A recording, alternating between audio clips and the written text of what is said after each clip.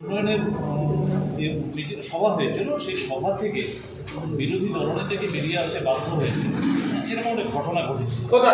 চণ্ডীপুর পঞ্চায়েত সমিতির যে বাজেট অধিবেশন হয়েছিল সেখান থেকে চণ্ডীপুর পঞ্চায়েত সমিতির বিরোধী দলনেতা ওয়াক আউট করতে বাধ্য হন তারা। মানে আমাদের পঞ্চায়েতের বিরোধী দলনেতা আমি আগেই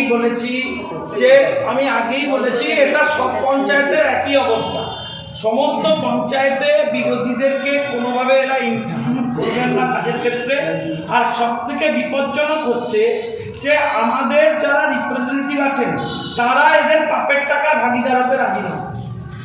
এদের বক্তব্য হচ্ছে হয় আমাদের পাপের টাকার ভাগ নিন, এই অপরাধে সামিল হন, আর তা না হলে চুপ করে বসে থাকুন, বেরিয়ে যান, আমরা যা খুশি তাই করবো। মানুষ বুঝেছে 15 বছরে তাই মাঠে কোনো উন্নয়ন দেখা যাচ্ছে না। টাকা চুরি আর লুটে নেওয়া ছাড়া এরা কোন পঞ্চায়েতে কি কনস্ট্রাকটিভ করেছেন আমি তো দেখার জন্য হাঁ করে বসে আছি। আপনারা খুঁজে পেলে আমাকে পাঠাবেন, আমরা তখন তার উত্তর দেবো। এরা কি কাজ করেছেন আমি জানতে চাই।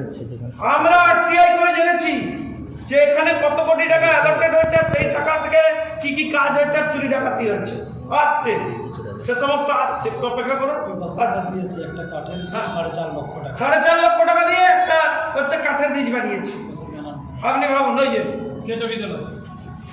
যে বিদ্যালয়, এরা চুরির সীমা আছে। আরে গাছ লাগিয়েছে, গাছও চুরি করে দিয়েছে।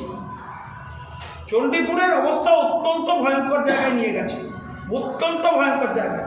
আর ইয়ে তো সিনেমা করছে, তার কোনো দোষ নেই। সে মনের সুখে ফ্লপ সিনেমা করছে, মানুষের উন্নয়ন লাটে উঠেছে, কি আর করা যাবে। আমরা আবারও আমাদের চার্জশিট হাতে নিয়ে মানুষের কাছে এটুকু আবেদন জানাবো যে আগামী দিন রাস্তার অবস্থা খুব খারাপ।